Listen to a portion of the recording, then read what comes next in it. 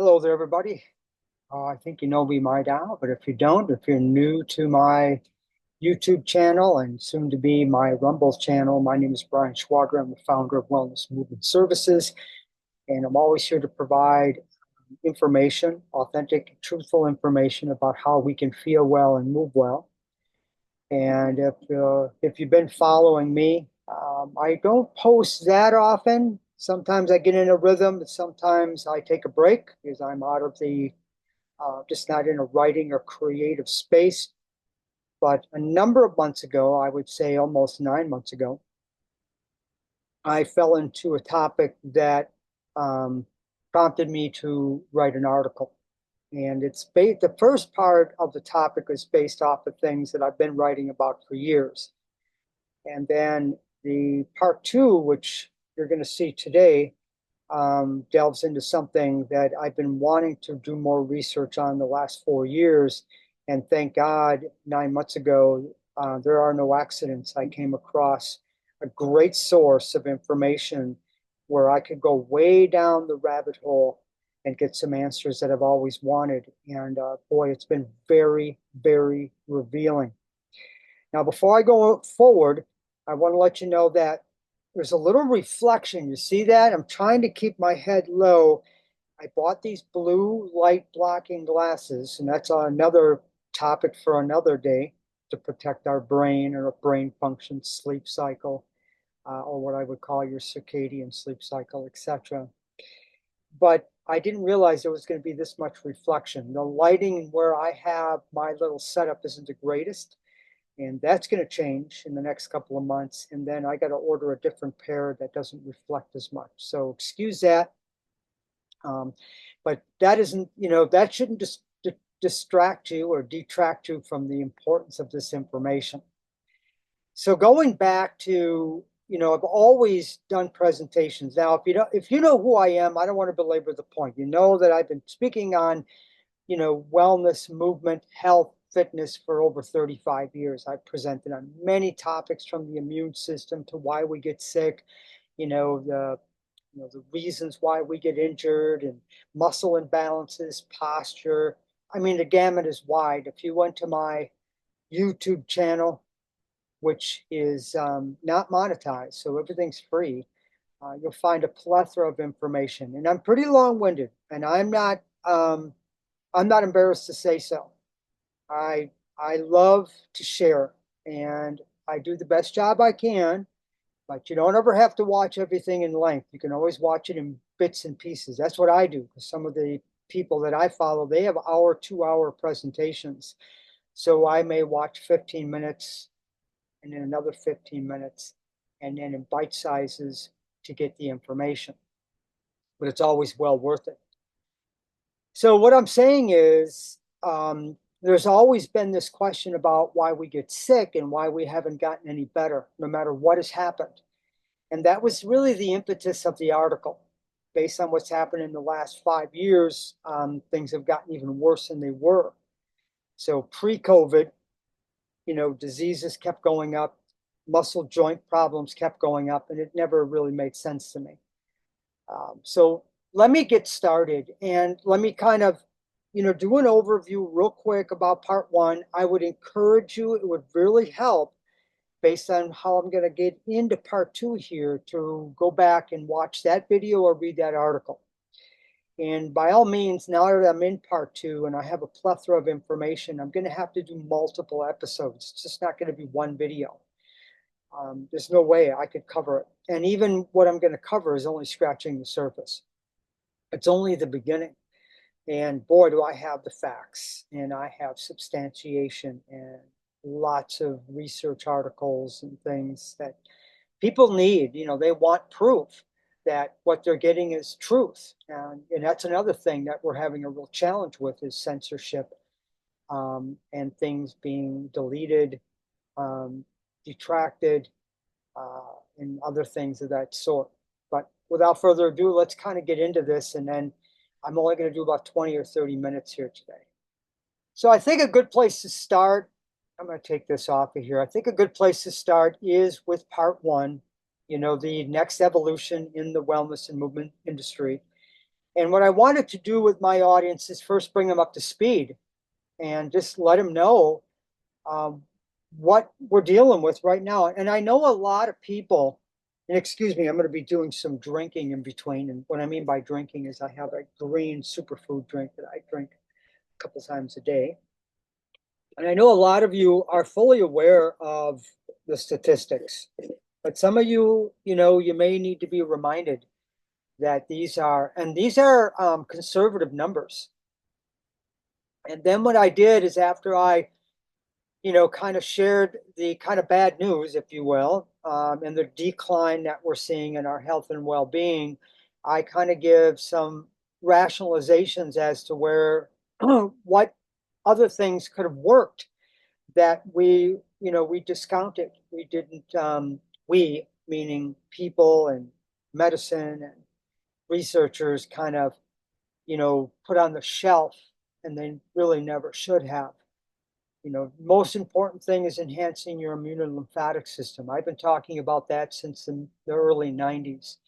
The second is that we made a mistake about the germ versus the terrain theory. And I will be covering that a little bit again in part two, so I won't go into that. But that's something that was swept under the rug. Using frequencies of light to heal the body. And there's another, groundbreaking bit of research. Not so new now. I mean, back in the day when I was back in the 90s when I was talking about this, really nobody was really talking about it, at least in the public sense.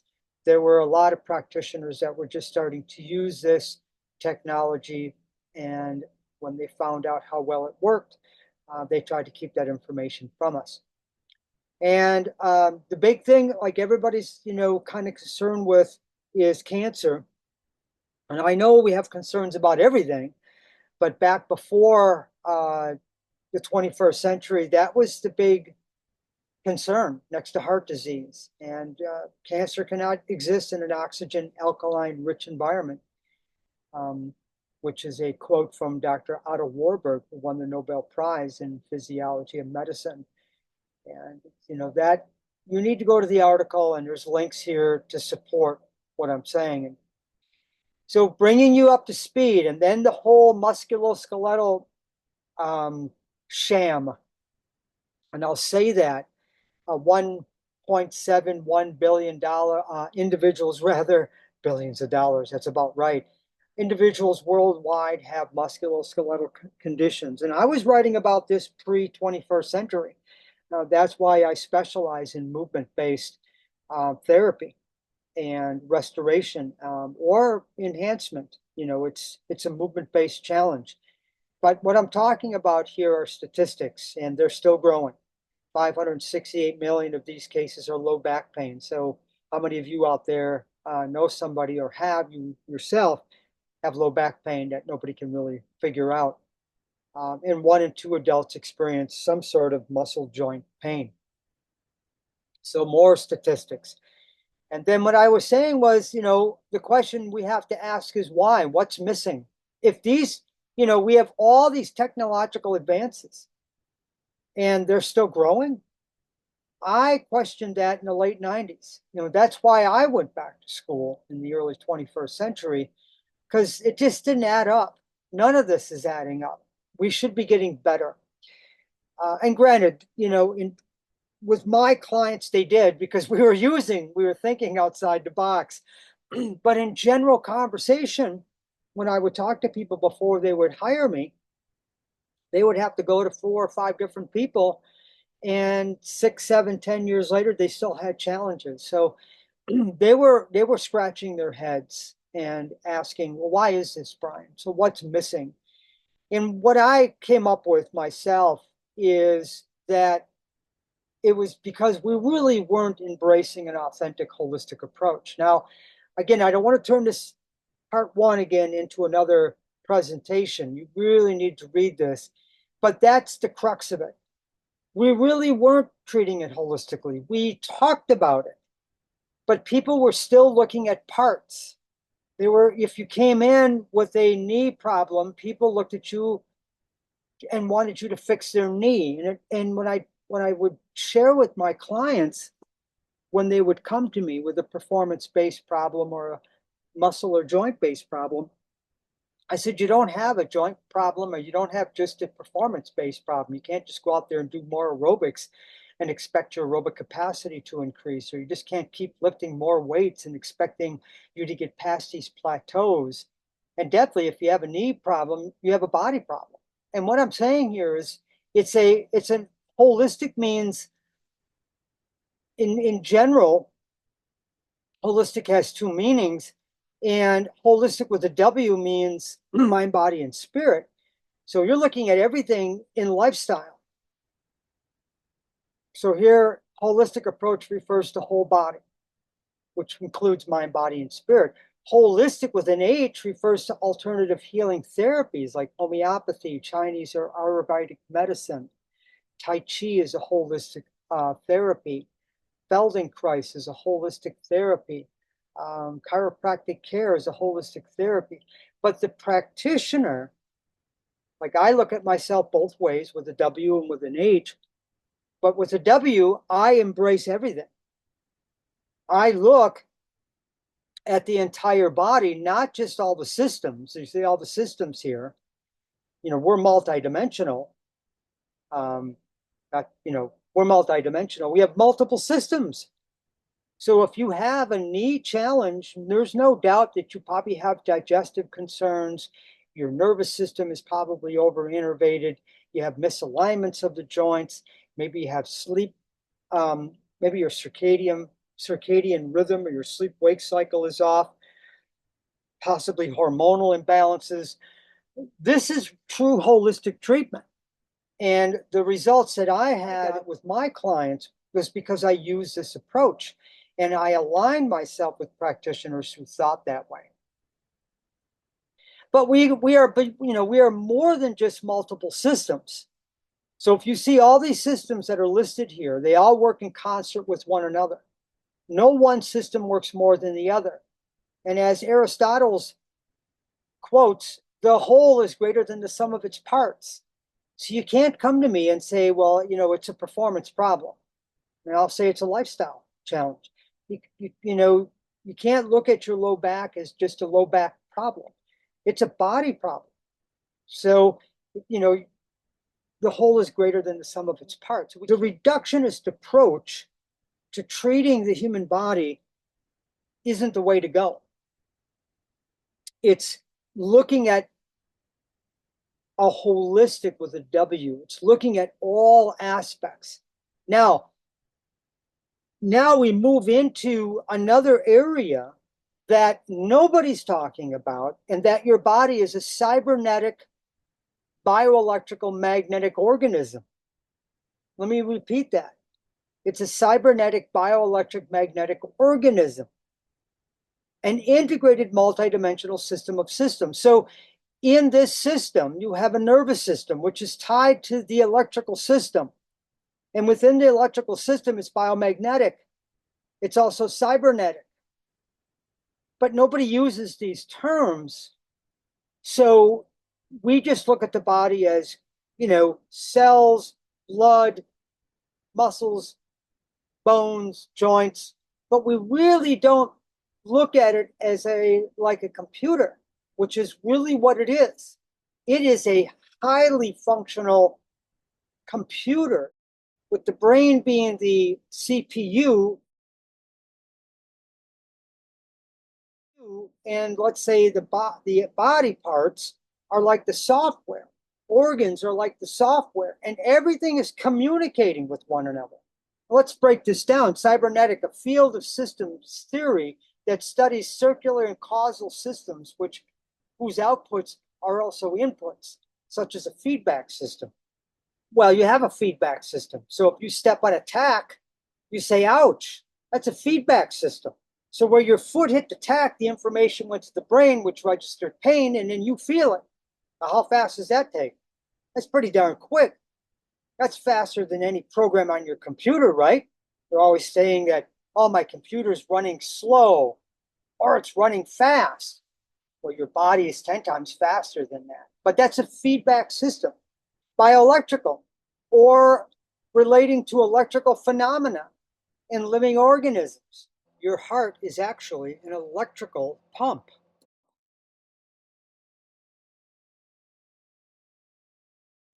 It's a vortex of electricity, and it sends information. In fact, it's where we really, gather our emotions are in our heart, and then we think and feel it through how we process it with our brain, which is all that your brain is. Remember, it's a CPU, it's a processor. It processes information and gives us our answer. But electrical is what we're talking about here. So if I'm going to snap my fingers, that takes an electrical response, sending it from the motor program, my brain, motor control system, into my arm to snap my finger. Now, I'll be getting into this a little bit more as we get into part two, but I want to relate that this is where the article was going in part one. Magnetism is a force of nature produced by moving electrical charges. Your body's a battery. It has negative and positive polarities happening at the same time. It's highly magnetic. Give me an example. Think of an example of how magnetic your body is, that it attracts, electricity to it. When I'm 60, going to be 63, and back when we had black and white TVs, I could put my arm next to the tube by the TV and the hairs would stand up. It's magnetic, integrated, combining or coordinating separate elements so as to provide a harmonious, interrelated whole. So we go back up here, all these are interrelated, and all this is all interrelated together. So the cybernetic bioelectrical magnetism part of our body, everything works in harmony, or at least we hope it does. But when we're sick, we're in disharmony, we're in dis-ease, the body's in chaos, hence the word disease. You put a hyphen between the S and the E, what do you get in the last four letters? Ease. So what I teach my clients is I need to bring them back into ease. So if they're highly inflamed, if they have pain, if they have fatigue, if they have sort of, any kind of symptoms, and my naturopathic doctors that I work with and my functional nutritional doctors that I work with, we all suggested for the client, we need to slow you down, hence the word rest. So a system is defined as a network of mutually dependent, interconnected components comprising a unified whole. So there are examples of how the body works. So I was showing you, if I was going to snap my finger, if I'm going to point my finger, see how that relays down into my finger. If I'm going to run, see how the body turns on like an electrical unit to make my body go forward. My immune system is an intelligent system that works off of information. It knows what to do. It has been pre-programmed, and it also can be programmed. But what I'm saying here is this, in this little image here, the cell is eating up that cancerous cell. And the cell learns to do that, maybe a T cell learns to do that in the thymus gland. Think of the thymus gland like a college. And then it produces all these T cells that are smart, and it goes out there and does this job, whether you're thinking about it or not. Isn't that amazing? So I go on and on in part one. And then, of course, I share my four principles. And that was the whole reason I created the four principles, because you cannot look at the body in the sum of its parts. You're looking at it all. You can't just treat the human body and movement by itself. You also have to address lifestyle factors, hence the first three principles. And there's another factor at play too, of the spirit, the soul. That comes under emotional. But what I'm saying here is that there's a continuum, that these need to be rated. In order to move well, we have to feel well first. And if our movement rating and our continuum is in the red because we're not addressing lifestyle, then we'll go 2 steps forward and 5 steps back. And I've seen this over and over and over with hundreds of clients. And here's an example. I did a rating scale on a client in 2020. Look at how high the ratings were. A lot of them were in the red. And by March 2021, Look at how far we brought the ratings down. And that was by adjusting things emotionally, biochemically, nutritionally, and physically. And I didn't do this alone. When I'm in doubt, I reach out. I get other practitioners to help me beyond the scope of practice that I'm knowledgeable in. Now we're going to get into the future. So there's your little overview. And now let's get into part 2. But remember, this is the topic. The human body is a cybernetic, bioelectrical, magnetic organism, an integrated multidimensional system of systems. The body systems are interconnected and dependent upon one another to function. This is what I have to drive home to any client that's, interviewing with me, consulting with me, inquiring about what I do. They've been referred to me, and I have to make it perfectly clear and transparent, letting them know that I address the body as a whole and not just the sum of its parts, and to get to the root cause of my clients' wellness and movement challenges. Now we're into part 2. I'm going to try to keep it as light as possible on technical information. I have a lot of supporting documents. All the links will be in my article. And my article is not completely done. I still have about 3% to finish, but I wanted to get started on the episodes and the video because it's too compelling. We need to help the people to understand that your body is bioelectric. That's the first thing. I remind my newer clients now, I say, remember, your body is bioelectric. So we got to get away from the 2-dimensional and 3-dimensional thinking of how the body works. It goes way beyond that. We're not alone with this thinking, though. They've already made these advances in medicine. A lot of the advancements that they have made are not all positive, and you're not even aware of half of what they got going on. And I'm going to bring you up to date because a lot of this information is not being shared. And by the time you find out what they did, you're going to say, why wasn't I informed? So let me go on here. Some of the advancements and breakthroughs that are occurring in the field of medicine are not all positive. Medicine is transitioning away from conventional biomedicine and moving towards an expanded biosynthetic. This is going to be very important here, biosynthetic. They want to integrate and they want to merge technology with the human body. That's what they're doing. That's not what they're going to do. That's what they've done. Now they're going to do it on a massive scale. Biosynthetic, AI precision. What does AI mean? Artificial intelligence. This is a model that will include nanomedicine and graphene-based sensor healthcare, which is a monitoring system.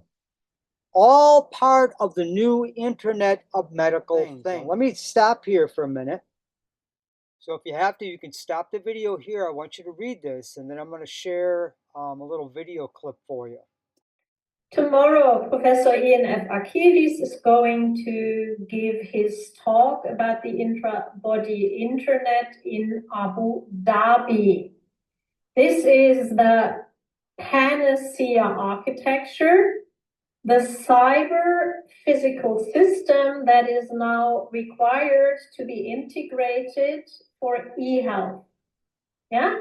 The telecommunications industry mandated every single human being on this planet to integrate this new platform, intrabody nano sensor networks for e-health, which connects biological cells to the internet of bio-nano things. Now, we have been posting about this, at least as far as I'm concerned, for years, yeah?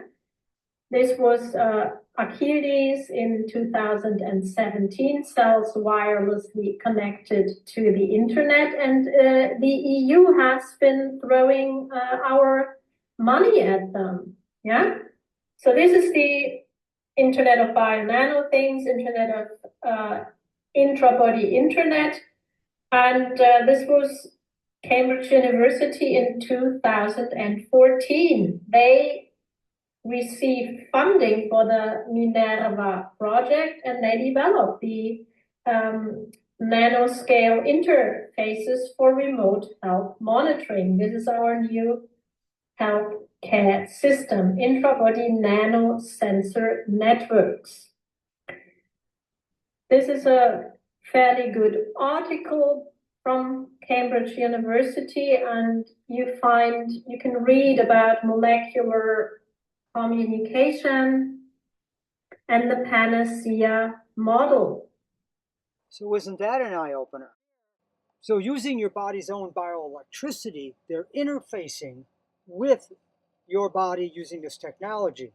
Now, if it wasn't for Sabrina Wallace, I wouldn't have known about the in-depth information that I'm sharing with you here, and that's where I've spent the last 9 months, is listening and researching and learning from her. So let me share a little bit of her knowledge here. 2.15.6 Wireless Body Area Network Standard, interbody communication, which uses body tissue as the signal transmission medium. Did you already forget what a transmission medium is? You might, because, we're not supposed to be using our bodies as our internet connectivity. All right, so what is a signal transmission medium? Let's just go with transmission medium, okay? A transmission medium is a physical path. So are you physical? Is your body physical? Yeah, okay. Did you know that in computer networking, we have a physical layer to identify where we actually plug in the media? Like, what is the hard power media that we're dealing with? There we are. Number one, the physical layer, media, signal, binary transmission, right? Yeah. And do you notice you're not a wire? Last time you went and looked in the mirror, did you see an RJ45 cable, or did you see a human body with arms and legs, meaning you? Right. So this is why it's so important to tell people the truth, that you're using their body as your transmission medium, which is a system or substance that can mediate the propagation of signals for the purposes of telecommunication. And those would be your biosignals, Google fingers. And those biological signals are what they're watching. Yeah, for interbody communication, cybersecurity layer 1, inside and under your skin. Isn't that amazing? Right. So the Internet of Medical Things, intra-body communication for nervous system applications. Science Direct, May 2023. This has already been going on for 30 years, mind you. The Internet of Medical Things paradigm will enable next generation healthcare by enhancing human abilities, supporting continuous body monitoring, and restoring lost physiological function due to serious impairment. Now, what they'll do is they're always going to couple their new technology by helping those who are very, very physically impaired. But they'll tell you that it's for your benefit. And that sells me on it, because if I'm reading this and I'm saying, wow, it can help people with serious impairment, physiological function. But let me go on here. The paper presents intra-body communication solutions, interconnected implantable devices for application to the nervous system, challenging the specific features of the complex intrabody scenario. The presented approaches include both speculative and implemented methods ranging from neural signaling transmission to test beds to be applied to specific neural diseases and therapies. So implantable medical devices, nanoelectronics, there's millions of dollars to be made here and being made here right now. Intrabody communication. They want to not just help the people that really need it, because if you need this, if you have Parkinson's, if you lost a limb, and you have a serious illness, by all means, help these people. But what they're doing is they're interfacing all of this technology with everybody. Let me go on. So here in this image, you could see the neural sensors and the actuators right inside the human body. And I won't go over this whole article, but I have it linked in my article, and you can see how they're using frequencies and electronic magnetism to make all of this work. And the wideband medical body area network, pervasive computing, what you need to know. So simply transmitting and receiving information via the cloud. So you see how the body's interconnected with all these other devices in this image. Wireless body area network connects independent nodes that are placed in the clothes, on the body, or under the skin of a person. The IEEE 802 15.6 standard defines. The key here is the IEEE, and that stands for Institute of Electrical and Electronics Engineers. That's the industry we got to watch out for. And later on in the article, I'll talk about how these devices, cell phones, Fitbits, Oura Rings, and such, how they're set up for dual purpose. You'll be quite surprised at what you're going to learn. Buyer beware on this equipment. And then there's the medical body area network. FCC gives medical body area network clean bill of health. Wireless monitoring devices will improve hospital care. This is back in 2012. 2012, they signed off on this. But one more thing, this will be in my article. The W band and the M band went live back in 1995. Did you know that? They went full board. Did they ask you if you wanted to participate in this? Do you mind if somebody gets underneath your skin without you knowing? Sure you do. How are you about security on your phones and your computer? You're all about that. Many of us are already upset about the hijacking of our personal information. Well, look at this. Now they can go right underneath you.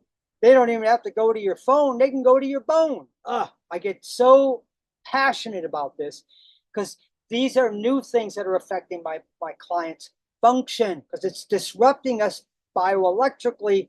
And what you're going to find as I continue these episodes, you're going to see a direct connection to how I had to change the way I was treating and looking at muscle function and other wellness type challenges.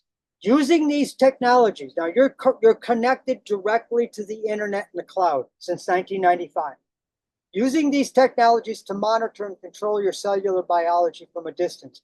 Now, and right under your skin. So like I said, it may sound fascinating, but after you read part 2 and listen to this, you may want to reconsider your fascination of this technology.